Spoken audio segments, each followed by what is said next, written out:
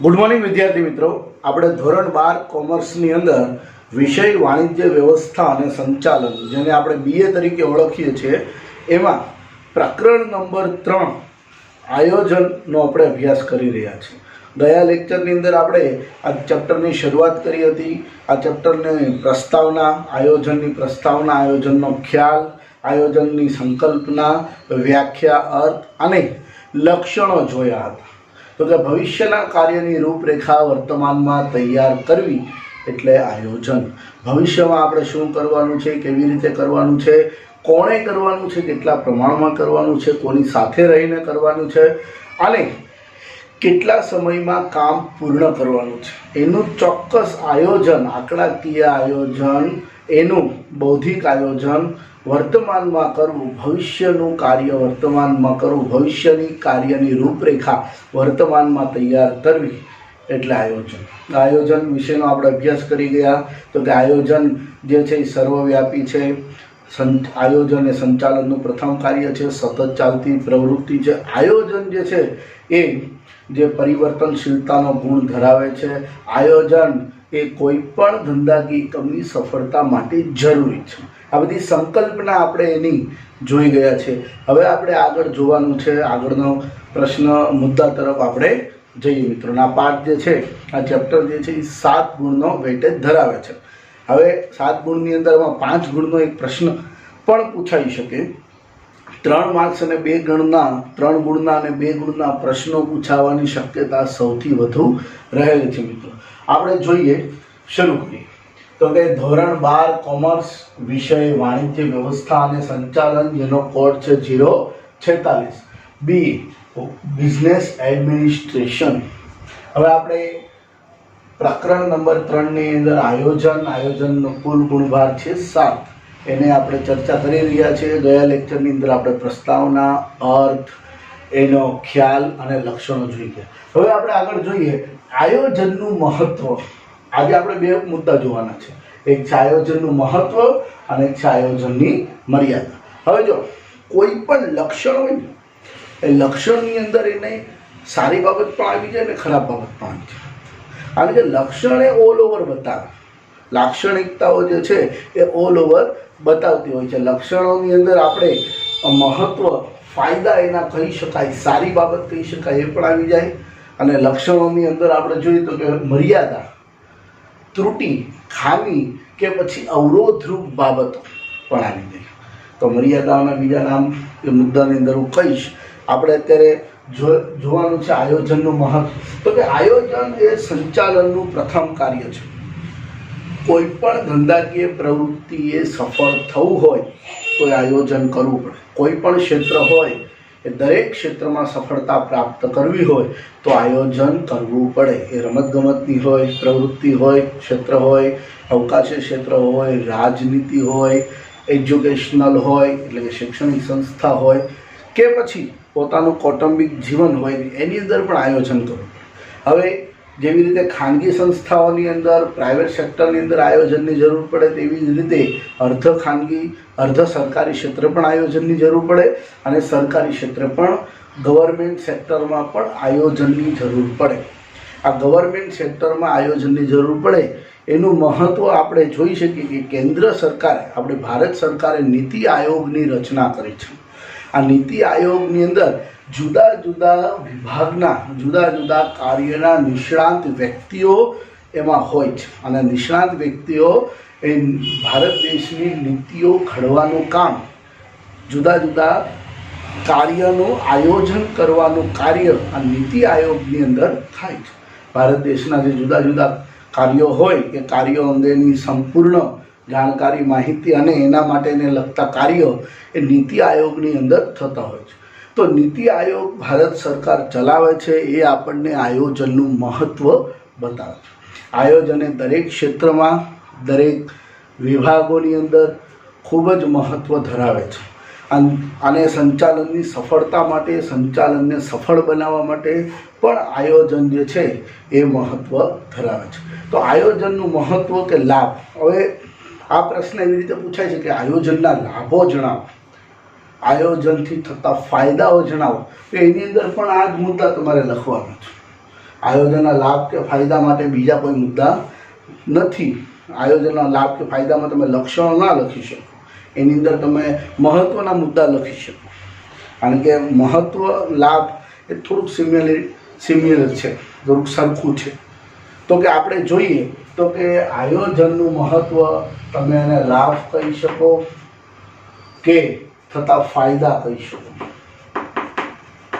લાભ કે ફાયદા, આયોજનના લાભ, આયોજનથી થતા લાભો, આયોજનથી થતા ફાયદાઓ કે મહત્વ, કોઈ પણ રીતે આ પ્રશ્ન પૂછાય તો એની અંદર આ જવાબ આવે, એના મુદ્દાઓ આવે. હવે આપણે મુદ્દાની વિગતવાર ચર્ચા કરીએ. પુસ્તકની અંદર આ માત્ર મુદ્દા આપ્યા છે, પણ આપણે મુદ્દાને સમજીશું.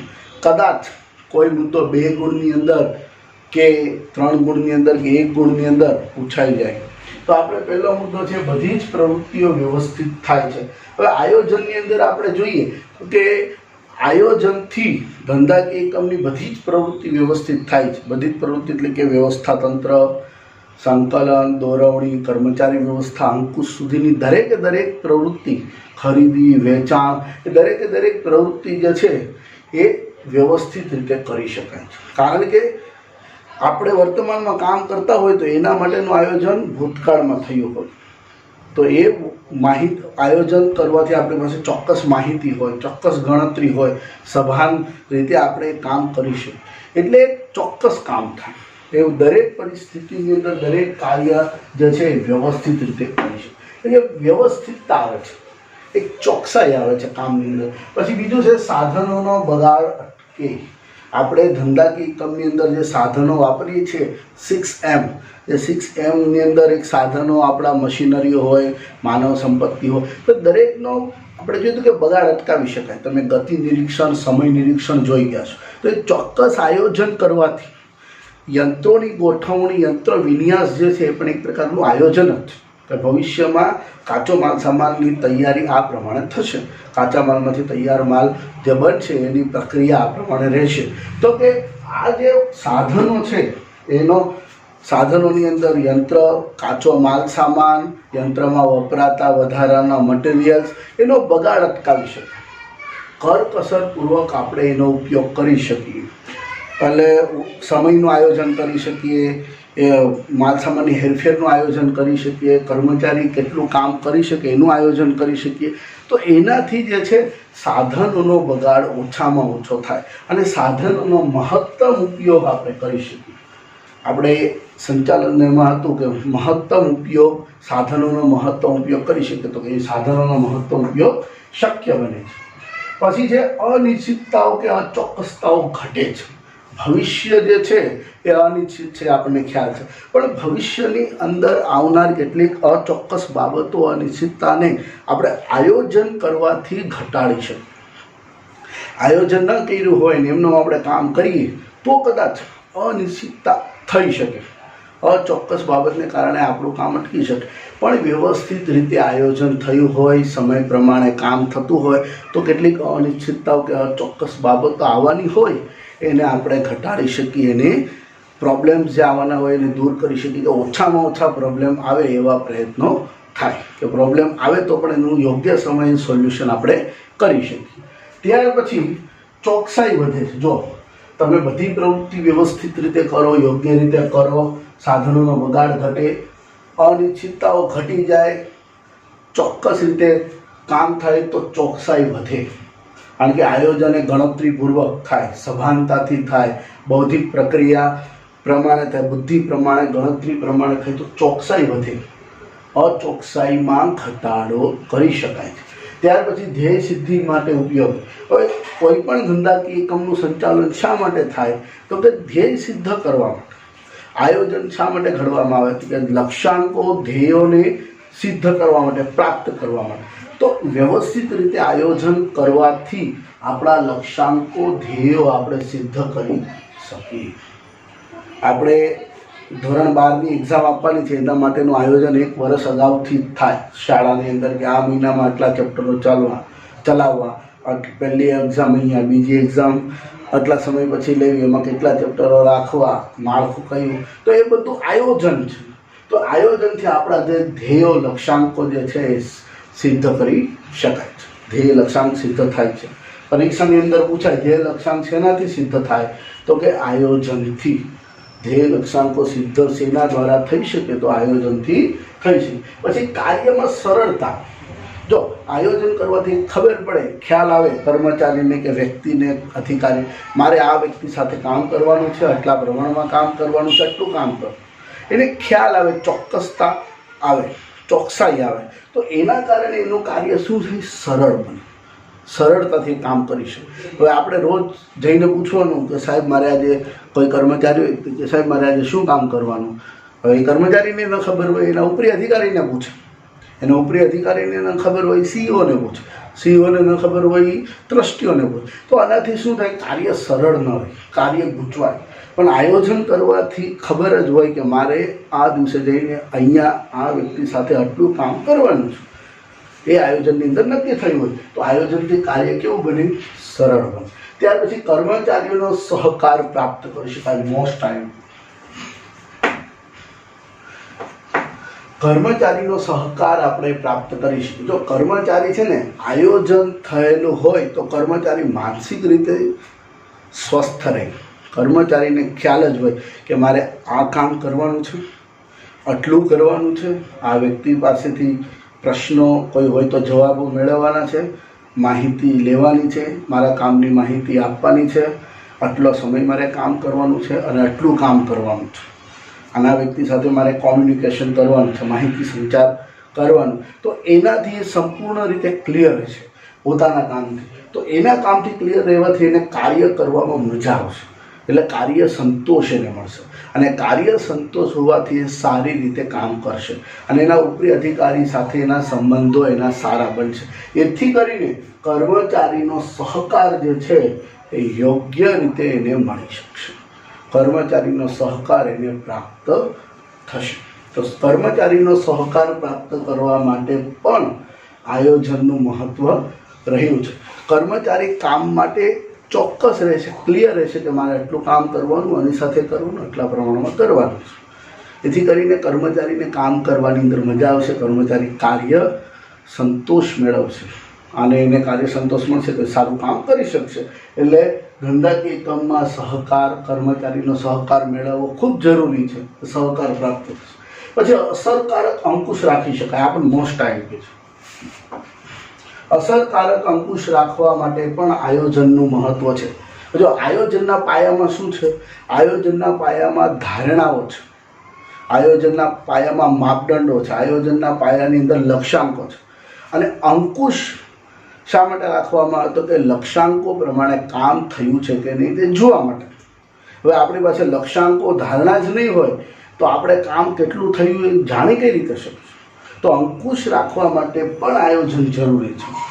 આયોજન અને અંકુશ એક સિક્કાની બે બાજુ છે, એક રથના બે ચક્રો છે. આયોજન અને અંકુશ જોડિયા બાળકો છે. આ બધી ચર્ચા આપણે પહેલા ચેપ્ટરની અંદર કરી રહ્યા છીએ. તો આયોજન એ અંકુશને અસરકારક બનાવે છે. આયોજન એ અંકુશને સારી રીતે પ્રાપ્ત કરવા માટે મહત્ત્વની ભૂમિકા ભજવે છે. એટલે અંકુશ એ અસરકારક બને છે, અંકુશ સારી રીતે આપણે રાખી શકીએ છીએ. ત્યાર પછીનો આગળનો મુદ્દો છે વિવિધ પ્રવૃત્તિઓ કે કાર્યો વચ્ચે સંકલન સાધી શકાય. હવે જો બે વિભાગો હોય ધંધાકીય કામમાં, બે વિભાગો વચ્ચે સંકલન સાધવું. પહેલાં તો સંકલનનું આપણે શીખી ગયા છીએ. સંકલન એટલે સમાન ધ્યેય સિદ્ધ કરવા માટે એકબીજાની સાથે સતત રહેવું અને સતત માહિતી સંચાર કરવો, એને કહેવાય સંકલન. તો સંકલન જે છે એ કાર્ય સરળ બને છે. જુદા જુદા કાર્યો કે જુદા જુદા વિભાગો ધંધાકીય કામની અંદર જે છે એ જુદા જુદા કાર્યો કે જુદા જુદા વિભાગો વચ્ચે સંકલન રાખવાનું કાર્ય આયોજનથી શક્ય બને છે. કેમ, તો કે આયોજનને કારણે નક્કી જ હોય કે આ વ્યક્તિ આની પાસે માહિતી મેળવવાની અને આપવાની, આની સાથે એને કોમ્યુનિકેશન સતત કરવાનું, આની સાથે એને સંપર્કમાં સતત રહેવાનું છે, જેથી કરીને સંકલનનું કાર્ય જે છે એ સરળ બને છે, સહેલું બને છે. અને સંકલન એ સારી રીતે રાખી શકાય બે વ્યક્તિઓ વચ્ચે, કર્મચારીઓ વચ્ચે, અધિકારીઓ વચ્ચે, બે વિભાગો વચ્ચે, ઇવન બે કંપનીઓ વચ્ચે પણ સંકલન સાધવા માટે આયોજન ખૂબ જ અસરકારક રહે છે. તો આયોજનનું આ મહત્ત્વ છે કે સંકલન સારી રીતે રાખી શકીએ.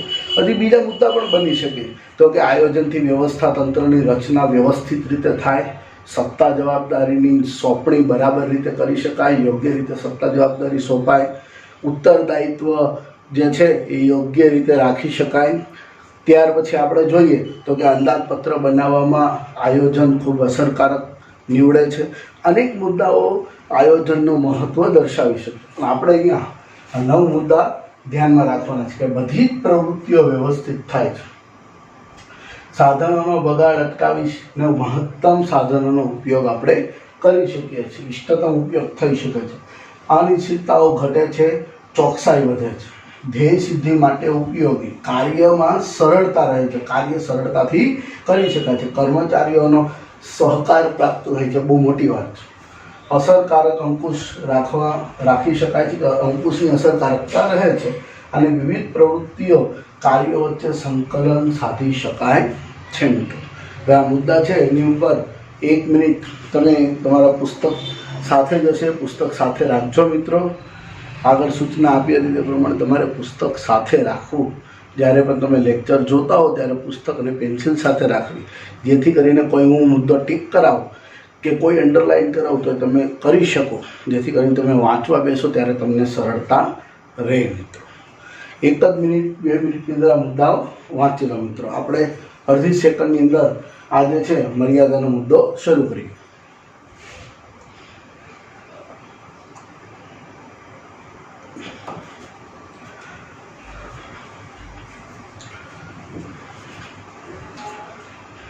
તો તમે દરેકે દરેક વિદ્યાર્થીઓ આયોજનનું મહત્ત્વ જે છે એનું વાંચન કરતા જશો. વિડીયો પુશ કરીને પણ તમે એનું જે મુદ્દાઓ છે એ મોઢે કરજો મિત્રો, વાંચજો મિત્રો. હવે આપણે આગળના મુદ્દા તરફ જઈએ. તો કે આયોજનની મર્યાદા. હવે જો મિત્રો, કોઈ પણ બાબત હોય એના ફાયદા હોય, એનું મહત્ત્વ હોય, તો એની સાથે સાથે એની મર્યાદા પણ હોય. આયોજનના ગેરફાયદા નથી મિત્રો. ગેરફાયદા અને મર્યાદામાં ભેદ છે, તફાવત છે. ગેરફાયદા એટલે એના જે વસ્તુથી આપણને નુકસાન થવાનું છે એને ગેરફાયદા થાય, અને મર્યાદા એટલે કે જે વસ્તુથી આપણને લાભ થાય છે પણ કેટલીક બાબત એવી હોય કે એમાં આપણને ઓછો લાભ થાય, કે લાભ નહિવત થાય, કે લાભ થતો અટકાવે, એને કહેવાય મર્યાદા. મર્યાદાથી આપણને નુકસાન નથી થવાનું, આયોજન કરવાથી આપણને નુકસાન નહીં થાય, પણ આયોજનની પોતાની કેટલીક મર્યાદા છે. કારણ કે એક સિક્કો હોય હંમેશા એની 2 બાજુઓ હોય, એક સારી બાબત અને એક થોડીક નબળી બાબત. તો આયોજનની આ નબળાઈ તમે કહી શકો, આયોજનની મર્યાદા કહી શકો, અવરોધ કહી શકો, અવરોધ રૂપ બાબત, આયોજનને અવરોધ કહી શકો, અવરોધરૂપ બાબત કહી શકો, આયોજનની મર્યાદા કહી શકો, આયોજનથી થતા નુકસાન કહી શકો. નુકસાન ન કહી શકાય આપણે, પણ આયોજનની મર્યાદા જ રાખીએ. અવરોધરૂપ બાબતો કે મર્યાદા, આયોજનના અવરોધો કે મર્યાદા આપણે કહી શકીએ. ગેરલાભ કે ગેરફાયદા આપણે કહી શકીએ નહીં. પણ જો કોઈ પરીક્ષાની અંદર પૂછાય, પરીક્ષક કોઈ પૂછી નાખે કે આયોજનની મર્યાદા, આયોજનના અવરોધરૂપ બાબત, આયોજનના અવરોધો, આયોજનના ગેરફાયદા, આયોજનની મર્યાદાઓ કે પછી આયોજનના ગેરલાભ, કોઈ પણ શબ્દ પૂછાય, નેગેટિવ શબ્દ આવે એટલે આ મુદ્દા આવે. નેગેટિવની અંદર આપણે જોયું કે મર્યાદા, ગેરફાયદા, ગેરલાભ, અવરોધરૂપ બાબતો કે અવરોધો, આવી રીતે કોઈ પણ રીતે પ્રશ્ન પૂછાય છે. હવે આપણે મુદ્દા ઉપર જઈએ તો કે આના પણ 9 મુદ્દા છે. તો પહેલા મુદ્દાની ચર્ચા કરી લઈએ. ભાવિની અનિશ્ચિતતા, ભવિષ્ય કેવું છે? અચોક્કસ છે. બીજું, ખર્ચાળ પ્રક્રિયા, આયોજન છે એ ખર્ચાળ છે. ત્રીજું, લાંબી પ્રક્રિયા, આયોજન છે એ લાંબી પ્રોસેસ છે, ટૂંકી પ્રોસેસ નથી. પછી આયોજન અપ્રસ્તુત હોઈ શકે, આયોજન જે છે એ પ્રસ્તુત બની શકે, જડતા પ્રેરે છે. હવે આયોજન છે જડતા, આયોજન એ પરિવર્તનશીલ છે. આયોજનના પાયામાં પરિવર્તનશીલતાનો ગુણ હોય, પણ તેમ છતાં કેટલીક બાબતોની અંદર આયોજન જડતા પ્રેરે આપણે જોઈશું. બાહ્ય પરિબળોની અનિશ્ચિતતા કે અસર. બાહ્ય પરિબળો કેવા છે? અનિશ્ચિત છે. ત્યાર પછી અપૂરતી માહિતી કર્મચારીના કાર્યની સર્જનાત્મકતામાં અવરોધ અને પરિસ્થિતિઓની ખામીયુક્ત ઉપયોગ, પદ્ધતિઓનો ખામીયુક્ત મેથડનો ખામીયુક્ત ઉપયોગ થાય તો આયોજનની મર્યાદા બની છે. આપણે મિત્રો આયોજનની મર્યાદાઓ જોઈએ તો કે આયોજનની મર્યાદા જુદી જુદી રીતે પૂછાઈ શકે. તો કે આયોજનની મર્યાદા જણાવો, આયોજનની ટીકાઓ જણાવો, આયોજન અવરોધો જણાવો, આયોજનમાં આવતા અવરોધો જણાવો, કે આયોજનની અવરોધરૂપ બાબત જણાવો. આયોજન એ પોતે ગેરલાભ કે ગેરફાયદા નથી, પણ તેમ છતાં પરીક્ષાની અંદર પૂછાઈ શકે કે આયોજનના ગેરલાભ કે આયોજનના ગેરફાયદા જણાવો. તેની અંદર આગળ બતાવો. હવે જોઈએ મિત્રો તો કે આયોજન એ સર્વવ્યાપી છે. આયોજન સાર્વત્રિક રીતે સ્વીકારાયું છે, કે આયોજનનો સ્વીકાર દરેક જગ્યાએ થયો છે. આયોજન છે એ આયોજન વગર કોઈ પણ કાર્ય કરવું શક્ય નથી, કે કોઈ પણ ધંધાકીય એકમ કે કોઈ પણ ક્ષેત્ર હોય એને સફળતા અપાવવી આયોજન વગર અશક્ય છે. તો આયોજન એક પથદર્શક છે, આયોજન એક માર્ગદર્શિકા પૂરી પાડે છે, આયોજન એક રૂપરેખા રજૂ કરે છે. આયોજન એ 100% સાચું પણ નથી ને આયોજન એ 100% ખોટું પણ નથી. આયોજનથી 100% સફળ થઈ શકાશે એ પણ જરૂરી નથી, કે આયોજન કરવાથી નિષ્ફળતા મળશે એ પણ જરૂરી નથી. કેટલાય નિષ્ણાતો, ટીકાકારો કે કેટલાય સંચાલન શાસ્ત્રીઓ આયોજનની મર્યાદાઓ, ટીકાઓ, અવરોધરૂપ બાબતો પણ જણાવે છે કે એક સિક્કાની બે બાજુઓ હોય, એક સારી બાજુ અને એની નરસી બાજુ. તો સારી બાજુ આપણે જોઈ ગયા કે મહત્વ, એના ફાયદાઓ, આયોજનથી થતા લાભો આપણે જોઈ ગયા. તો આયોજનની મર્યાદાઓનો પણ આપણે અભ્યાસ કરવો પડે મિત્રો. આપણે આયોજનની મર્યાદાઓ જોઈએ તો કે આયોજનની મર્યાદાની અંદર ભાવિની અનિશ્ચિતતા, ખર્ચાળ પ્રક્રિયા, લાંબી પ્રક્રિયા, આયોજન અપ્રસ્તુત બની શકે, જડતા પ્રેરી શકે, બાહ્ય પરિબળોની અનિશ્ચિતતા, અપૂરતી માહિતી, કર્મચારીઓની કાર્ય સર્જનાત્મકતામાં અવરોધ અને પદ્ધતિઓના ખામીયુક્ત ઉપયોગ. હવે આપણે એક એક મુદ્દાનો અભ્યાસ કરીએ.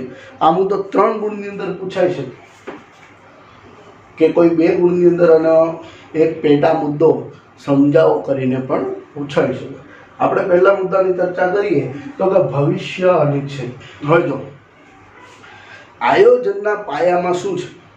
આયોજનના પાયામાં ધારણા છે, આયોજનના પાયાની અંદર પૂર્વાનુમાન છે, આયોજનના પાયાની અંદર ભવિષ્યમાં કરવી પડતી કાર્ય અંગેની રૂપરેખા છે. તો આયોજનને ભવિષ્ય સાથે સંબંધ છે, અને આયોજનને ભવિષ્ય સાથે સંબંધ હોવાથી એ ભવિષ્યમાં જે સુધારા વધારા થઈ શકશે એની વિચારણા વર્તમાનમાં થાય છે.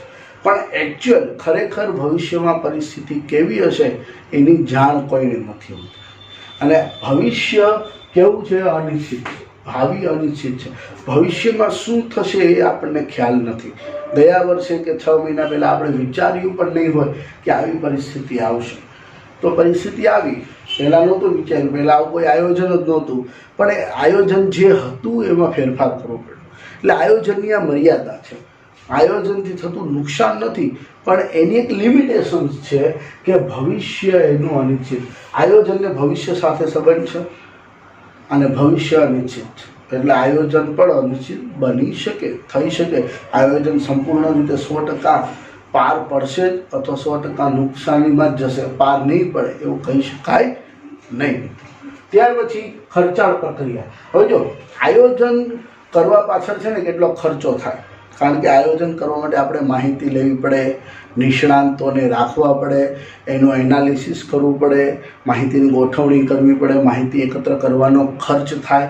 તો આયોજન કરવા માટે કેટલો ખર્ચ ધંધાકીય એકમે કરવો, ખર્ચાળ પ્રક્રિયા. દરેક ધંધાકીય એકમ કરી પણ ન શકે, કેટલાય ધંધાકીય એકમ કરી શકે, કેટલાય ધંધાકીય એકમ ન કરી શકે. તો આયોજન કરવા પાછળ ધંધાકીય એકમે કેટલો ખર્ચ કરવો પડે છે, માહિતી મેળવવાનો, એનો એનાલિસિસ કરવાનો, ત્યાર પછી કર્મચારીઓ રાખવાનો, નિષ્ણાંત વ્યક્તિઓ રાખવાનો. આયોજન કરવા માટે જે સિમ્પલ કર્મચારી હોય, સાદા કર્મચારી હોય, એની જરૂર ન પડે. એમાં નિષ્ણાત વ્યક્તિઓની જરૂર પડે અને નિષ્ણાત વ્યક્તિઓનો પગાર ધોરણ પણ ઊંચો હોય, જે ધંધાકીય કામના ખર્ચમાં વધારો કરે છે. ત્યાર પછી જોઈએ કે લાંબી પ્રક્રિયા છે. હવે આયોજનની પ્રક્રિયા કેવી છે? લાંબી છે. એ તાત્કાલિક આયોજન ન થઈ જાય, કારણ કે ગણતરીપૂર્વક સભાન રીતે કામ કરવાનું હોય તો ભૂતકાળની માહિતી લેવી પડે, માહિતી એકત્ર કરીને પછી એની ઉપર પ્રક્રિયા કરવી પડે, એનું એનાલિસિસ કરવું પડે, એના તારણો કાઢવા પડે, એના અર્થઘટન કરવો પડે અને ભવિષ્યનો વિચાર કરવો પડે, એનો અભ્યાસ કરવો પડે, એની સાથે એને કોરિલેશન સંકલિત કરવી પડે, તારણ કાઢવા પડે અને વિચારણા કરવી. આમાં સમય લાગે, ખર્ચ તો થાય જ, સાથે સાથે સમય લાગે છે. એટલે લાંબી પ્રક્રિયા છે. આયોજન એક એવી પ્રક્રિયા છે લાંબી. આયોજન એ ખર્ચાળ છે અને લાંબી પ્રક્રિયા છે. આયોજન ટૂંકા ગાળા માટે ન હોય. ટૂંકા ગાળાનું આયોજન હોઈ શકે, પણ આયોજન હંમેશા લાંબી પ્રક્રિયા આયોજનની હોય છે. હવે આયોજન ક્યારેક અપ્રસ્તુત બની જાય. હવે જો ધંધાકીય એકમની અંદર અનિશ્ચિતતાઓ રહેલી છે, ભવિષ્ય અનિશ્ચિત છે, તો આયોજન જે આપણે કર્યું છે, ધારો કે આપણે કોઈ ઉત્પાદન અંગેનું આયોજન કર્યું હોય અને ખરેખર સમય આવે ત્યારે કાચો માલ સામાન ન મળે, ભવિષ્યની અંદર કાચા માલ સામાનનો ભાવ વધારો થાય, કર્મચારીઓ હડતાલ પર ઉતરે, તો કેટલીક અનિશ્ચિતતાઓ રહેલી છે, અચોક્કસ બાબતો રહેલી છે. તો કે અનિશ્ચિતતા, અચોક્કસ બાબતોને કારણે આયોજન જે છે અપ્રસ્તુત બની જાય. એની રજૂઆત કરવાની, પ્રસ્તુત થવાની જે વિગત છે એ નકારાત્મકતામાં ફેરવાઈ જાય, અપ્રસ્તુત બની જાય. આયોજન આપણું નકામું બની જાય, આયોજન આપણું ફેલ જાય. ત્યાર પછી આયોજન જે છે એ જડતા પ્રેરે છે. આયોજન એટલે શું? ભવિષ્યના કાર્યની રૂપરેખા. આયોજન એક કાર્યક્રમ છે. હવે આયોજન કાર્યક્રમ હોવાથી એ નક્કી થયું હોય કે આ પ્રમાણે કાર્યોની યાદી પ્રમાણે ક્રમસર કરવા. હવે કોઈ કર્મચારીને એવું લાગે કે આ કાર્ય આ ક્રમમાં નહીં, આ ક્રમમાં થવું જોઈએ, એમાં ક્રમમાં ફેરફાર થવો જોઈએ, પણ આયોજન થયેલું હોવાથી એ કર્મચારી એ કાર્યક્રમમાં ફેરફાર કરી શકતો નથી. એને એ કામ જે પ્રમાણે નક્કી થયું છે કાર્યક્રમ, એ પ્રમાણે જ કરવું પડે. એટલે શું થાય? એનો જે કાર્યક્રમ જે છે એ પ્રમાણે જ એને કામ કરવાનું હોવાથી પણ એ સારું કામ કરી શકે છે, પણ એ ન કરી શકે. શેના કારણે? આયોજનને કારણે. કે કારણ કે કાર્યક્રમ નક્કી થયો છે, જેથી કરીને ધંધાકીય કામમાં જડતા ફેરાય.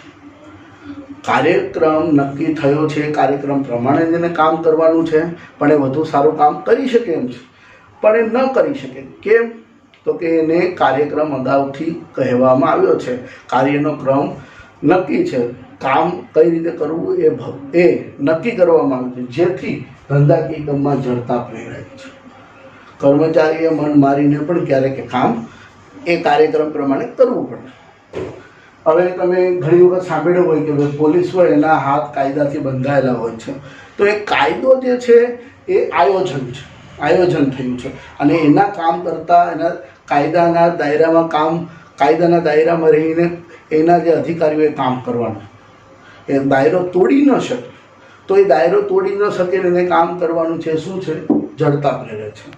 એવી રીતે ધંધાકીય કામમાં પણ કર્મચારીને આયોજને જડતા પ્રેરી શકે, ક્યારેક જડતા લાવી શકે. પછી બાહ્ય પરિબળોની અનિશ્ચિત. હવે જો ધંધાકીય કામને બે પરિબળ અસર કરે, એક આંતરિક પરિબળ અને એક બાહ્ય પરિબળ. આંતરિક પરિબળ એટલે આયોજનથી અંકુશ સુધીના કાર્ય, જેની ઉપર સંચાલકનો ધંધાનો સંપૂર્ણ 100% અંકુશ હોય છે, એમાં સુધારો વધારો કરી શકે. એટલે આંતરિક પરિબળોનો પ્રશ્ન નથી, એમાં સુધારો વધારો કરવો હોય તો ધંધાકીય કામ કરી શકે. પણ બાહ્ય પરિબળ એટલે ધંધાનો જે પરિબળો પર અંકુશ નથી એમાં ફેરફાર કરવાથી ધંધાકીય કામે પોતાનામાં ફેરફાર કરવો પડે. બાહ્ય પરિબળોમાં સરકાર, હરીફો, ગ્રાહકો, માલ સામાન પૂરો પાડનાર વેપારીઓ, લેણદારો, ત્યાર પછી સમાજના જુદા જુદા વ્યક્તિઓનો સમાવેશ થાય છે, સમાજનો સમાવેશ થાય છે. તો આમાં ધંધાકીય કામ ફેરફાર ન કરી શકે. હવે આજે આયોજન થયું હોય કોઈ ધંધાકીય કામનું, ઉત્પાદનનું, અને ભવિષ્યમાં એ કાચો માલ સામાનની સરકાર ટેક્સ વધારી દે, જીએસટી વધારી દે તો આનું આયોજન જે થયું હતું એમાં એને ફેરફાર કરવો પડે. એટલે બાહ્ય પરિસ્થિતિ કેવી છે? અનિશ્ચિત છે, ચોક્કસ નથી, અચોક્કસ છે. એમાં ક્યારે ફેરફાર થશે કાંઈ કહી ન શકાય. સરકાર પોતાની નીતિઓ બદલી નાખી, હરીફો પોતાની વસ્તુનો ભાવ ઘટાડે એટલે આપણે પણ ઘટાડવો, ગ્રાહકોની ખરીદ શક્તિ ઓછી થઈ ગઈ તો પણ ગ્રાહક ધંધાકીય કંપની વસ્તુ ન ખરીદે, ધંધાકીય તમે વસ્તુ સસ્તી કરવી. તો આવા કેટલાય પરિબળો, બાહ્ય પરિબળો જે છે એ અનિશ્ચિત હોય છે, જે આપણા આયોજનને નબળું પાડે છે, આપણા આયોજનમાં અવરોધરૂપ બાબત છે. ત્યાર પછી અપૂરતી માહિતી. હવે આપણે આયોજન બહુ સારું છે, આયોજનથી ચોકસાઈ વધે, સાધનોનો મહત્તમ ઉપયોગ થાય, પણ આયોજન એ કોઈક માહિતીને આધારે થાય. આયોજન ભવિષ્ય માટે થાય, પણ ભૂતકાળની માહિતીનો આધાર લેવો પડે, વર્તમાનની માહિતીનો આધાર લેવો પડે. અને જો આ માહિતી ખોટી આવે, અધૂરી આવે, અપ્રસ્તુત આવે કે માહિતી બરાબર ન આવે તો આપણું આયોજન પણ બરાબર ન થાય. એટલે આયોજનને બરાબર બનાવવું તો આપણી પાસે માહિતી બરાબર હોવી જોઈએ, અને જો માહિતી બરાબર આપણી પાસે નહીં હોય તો આયોજન પણ બરાબર નહીં થાય. અપૂરતી, ખોટી, અધૂરી, સાચી માહિતી ન હોય તો આપણું આયોજનમાં અવરોધરૂપ ઊભો થાય, આપણું આયોજન જે છે અપૂરતી બને. આ માહિતીને કારણે પણ આપણું કેટલુંક આયોજન જે છે એ ખોરવાઈ જતું હોય છે. આપણે નહીં મળીએ. પછી કર્મચારીની કાર્ય સર્જનાત્મકતામાં અવરોધ. આ મુદ્દો આપણે અહીંયા જોઈ ગયા હતા જડતા પ્રેરકમાં. કર્મચારી છે એને કાર્યની અંદર સર્જનાત્મકતા લાવવી. સર્જનાત્મકતા એટલે રૂઢિ પ્રમાણે જે કામ થાય છે, જે રેગ્યુલર કામ થાય છે એ કાર્યની અંદર સુધારો વધારો કરવો, કાર્ય કંઈક મૌલિકતાથી, સર્જનાત્મકતાથી કરવું. અને કોઈ કર્મચારીને એવું લાગે કે આ કામનું આયોજન આ પ્રમાણે થયું છે પણ અને હું હજુ સારું આવી રીતે કરી શકું, પણ એ આયોજનને કારણે કરી ન શકું. એટલે એની જે સર્જનાત્મક શક્તિ છે, એ સર્જનાત્મકતા બાબત છે એ અહીંયા ખોટી સાબિત થાય કે એ પોતે સર્જનાત્મકતા બતાવી ન શકે, પોતાનું પરફોર્મન્સ અહીંયા ડિસ્પ્લે ન કરી શકે, પરફોર્મન્સ બતાવી ન શકે, જેથી કરીને કર્મચારીની જે કાર્ય પ્રત્યેની સર્જનાત્મકતા છે એમાં અવરોધ આવે. કર્મચારી પોતાનો સર્જનાત્મક બાબત બતાવી ન શકે. તો આ પણ એક પ્રકારની આયોજનની મર્યાદા કહેવાય. કોઈ કર્મચારી કોઈ કામ વધુ સારી રીતે કરી શકતો હોય પણ એને કહેવામાં આવ્યું કે તારે આયોજન પ્રમાણે જ કામ કરવાનું છે, તો એ કર્મચારીની સર્જનાત્મક બાબત એ અવરોધાય છે, આને પોતાની સર્જનાત્મકતા બતાવી શકતો નથી. આ એની મર્યાદા બની છે. પછી પદ્ધતિઓની ખામીયુક્ત ઉપયોગ. હવે આયોજન કોઈ એક પદ્ધતિથી થાય છે, આયોજન કોઈ વિકલ્પને પસંદગીથી થાય છે, આયોજન કોઈ એક મેથડથી થાય છે. અને આ પદ્ધતિ, મેથડ કે કાર્ય જો ખોટું આવે કે બરાબર ન આવે, ખામીયુક્ત હોય તો આયોજન પણ ખામીયુક્ત રહે. આયોજનની અંદર માહિતી ખામીયુક્ત આવે તો પણ આયોજન ખામીવાળું બને. આયોજનની અંદર પદ્ધતિનો ખામીયુક્ત ઉપયોગ થાય, ખોટી પદ્ધતિ પસંદ થાય તો પણ આયોજન બગડે. પદ્ધતિનો ઉપયોગ ખોટી રીતે થાય તો પણ આયોજન બગડે. આયોજનમાં બગાડ આવે, આયોજન યોગ્ય રીતે થઈ ન શકે, આયોજન જે છે અચોક્કસ બની જાય. તો આ છે આયોજનની મર્યાદાઓ. જે પદ્ધતિનો ઉપયોગ થાય છે, પદ્ધતિનો બરાબર ઉપયોગ ન થાય, 100% ઉપયોગ ન થાય, પદ્ધતિનો દુરુપયોગ થાય કે ખામીવાળો ઉપયોગ થાય, ખામીયુક્ત ઉપયોગ થાય તો પણ ધંધાકીય એકમનું આયોજન છે એ નબળું બને કે આયોજનમાં અવરોધ ઊભો થાય. તો આ છે આયોજનની મર્યાદાઓ. તો આયોજનની મર્યાદાની અંદર આપણે જોઈએ તો કે ભાવિની અનિશ્ચિતતા, ખર્ચાળ પ્રક્રિયા, લાંબી પ્રક્રિયા, આયોજન અપ્રસ્તુત, જડતા પ્રેરે છે, બાહ્ય પરિબળોની અનિશ્ચિતતા, અપૂરતી માહિતી, કર્મચારીની કાર્ય સર્જનાત્મકતામાં અવરોધ લાવે છે, અને પદ્ધતિઓનો ખામીયુક્ત ઉપયોગ થાય છે. એના કારણે આયોજન જે છે એ અવરોધમાં મુકાય છે. હવે આપણે આજે 2 પોઈન્ટ જોયા, આયોજનનું મહત્વ અને આયોજનની મર્યાદા. હવે આ બંને 3 ગુણની અંદર પૂછાઈ શકે એવા છે. 3 ગુણ કે 2 ગુણની અંદર આ પૂછાઈ શકે. અને આનો કોઈ એક મુદ્દો પણ પૂછાય છે કે જે તે સમજ આપી છે એ પ્રમાણે અને પુસ્તકમાંથી તમારે મુદ્દાઓ મોઢે કરવા, લખવા અને મુદ્દાઓ ઉપર વધુ પ્રમાણમાં ભાર આપવો અને મુદ્દાના અંદરનું લખાણ સમજવું કે આ કેવા શું માગે છે, જે સમજાવ્યું છે મેં. અને કોઈને કોઈ પ્રકારના મુદ્દાની અંદર કોઈ સમજ ન પડી હોય, ઓછો ખ્યાલ આવ્યો હોય કે ખ્યાલ આવવામાં કોઈ મુશ્કેલી હોય તો તમે મારો કોન્ટેક્ટ કરી શકો છો. દર વખતે કહું છું એ પ્રમાણે તમે મારો સંપર્ક કરી, કોન્ટેક્ટ કરી અને મને કોઈ પ્રશ્ન હોય તો પૂછી શકો છો મિત્રો. તો આપણે આ મુદ્દાઓ છે મેન મોઢે કરવા.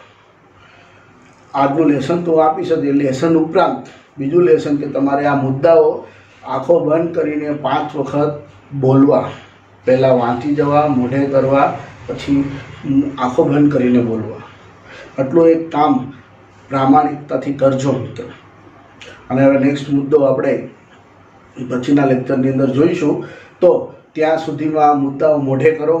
લાક્ષણિકતાઓ, ફાયદા એટલે મહત્ત્વ અને મર્યાદા કે ટીકા જે છે આયોજન એ મોઢે કરો. આયોજનનો અર્થ, લક્ષણો, મહત્ત્વ અને મર્યાદા આટલું તમારે મોઢે કરી અને તૈયાર રાખવાનું છે મિત્રો. તો પછી મળીએ મિત્રો. ત્યાં સુધી તમે તમારું તમારા પરિવારના સભ્યોનું ધ્યાન રાખો, સુરક્ષિત રહો. જય શ્રી કૃષ્ણ.